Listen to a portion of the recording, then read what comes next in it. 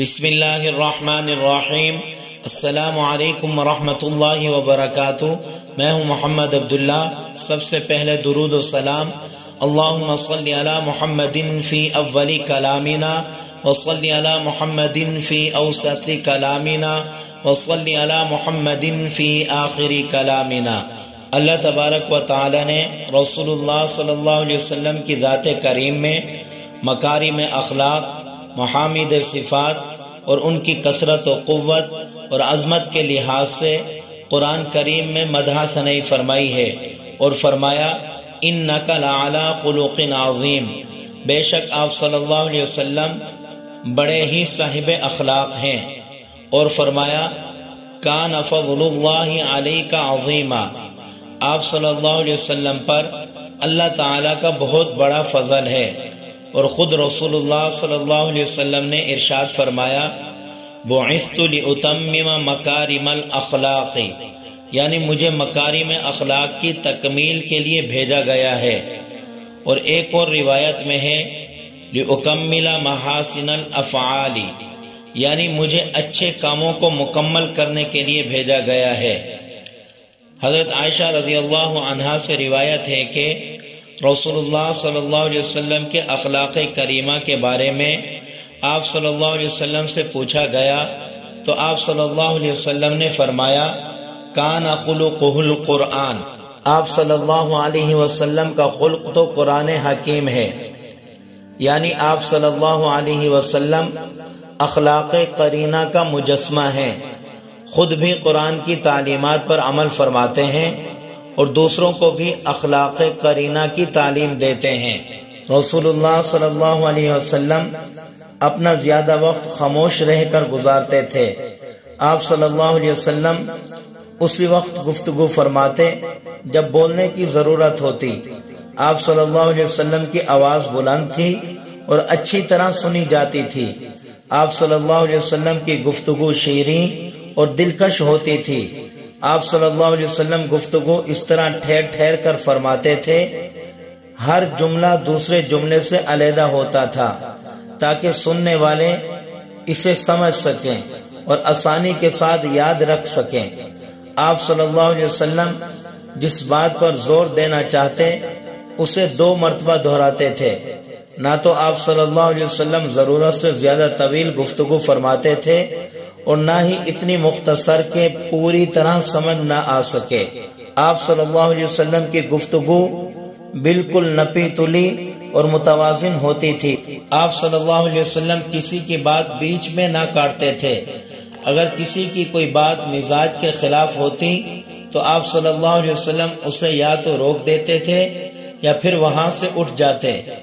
آپ صلی اللہ علیہ وسلم کی زبان سے کوئی بے معنی بات اور غیر متعلق بات نہیں نکلتی تھی۔ خطبہ دیتے وقت سامعین کی کثرت ہوتی تو آپ صلی اللہ علیہ وسلم کسی ایک سمت یا ایک آدمی کی طرف مخاطب نہ ہوتے تھے، بلکہ آپ صلی اللہ علیہ وسلم باری باری ہر طرف رخ مبارک کو گھماتے تھے۔ آپ صلی اللہ علیہ وسلم کو چلانے اور شور کرنے کی عادت نہ تھی۔ آپ صلی اللہ علیہ وسلم کی گفتگو ہمیشہ افادیت سے لبریز ہوتی تھی۔ رسول اللہ صلی اللہ علیہ وسلم اس قدر راست گفتار تھے کہ مزاح کے وقت بھی آپ صلی اللہ علیہ وسلم کے الفاظ سچے ہوتے تھے اور آپ صلی اللہ علیہ وسلم کی زبان مبارک سے کوئی غلط بات نہ نکلتی تھی۔ ترمذی شریف میں روایت ہے ایک شخص نے رسول اللہ صلی اللہ علیہ وسلم سے سوال کیا مجھے سواری عنایت فرما دیں۔ آپ صلی اللہ علیہ وسلم نے ارشاد فرمایا بلا شبہ تجھے اونٹنی کے بچے پر سوار کرا دوں گا۔ اس شخص نے عرض کیا کہ اونٹنی کے بچے کا میں کیا کروں گا؟ آپ صلی اللہ علیہ وسلم نے فرمایا اونٹوں کو اونٹنیاں ہی جنتی ہیں، یعنی اونٹ جتنا بڑا ہو جائے اونٹنی کا بچہ ہی ہوگا۔ آپ صلی اللہ علیہ وسلم کے دشمنوں اور مخالفوں نے آپ صلی اللہ علیہ وسلم کو نعوذ باللہ شاعر، دیوانہ، ساحر زدہ تک کہا، مگر ان میں سے کسی کو آپ صلی اللہ علیہ وسلم پر جھوٹ کی تہمت لگانے کی جرت نہیں ہوئی۔ ابو جہل آپ صلی اللہ علیہ وسلم کا بہت بڑا دشمن تھا۔ وہ کہا کرتا تھا محمد میں تم کو جھوٹا نہیں کہتا، ہاں جو تم باتیں بیان کرتے ہو ان کو میں ٹھیک نہیں سمجھتا۔ جب آپ صلی اللہ علیہ وسلم نے کوہ صفا سے دعوت اسلام کا آغاز فرمایا تو آپ صلی اللہ علیہ وسلم نے پوچھا دیکھو اگر میں تم سے کہوں پہاڑ کے پیچھے دشمن کا لشکر ہے تو کیا میری تصدیق کرو گے؟ اس موقع پر سب لوگوں نے متفقہ طور پر اعتراف کیا کہ آپ جو کچھ بھی کہیں گے ہم اس پر یقین لے آئیں گے، اس لیے کہ ہم نے آپ کی زبان سے کبھی جھوٹ بات نہیں سنی۔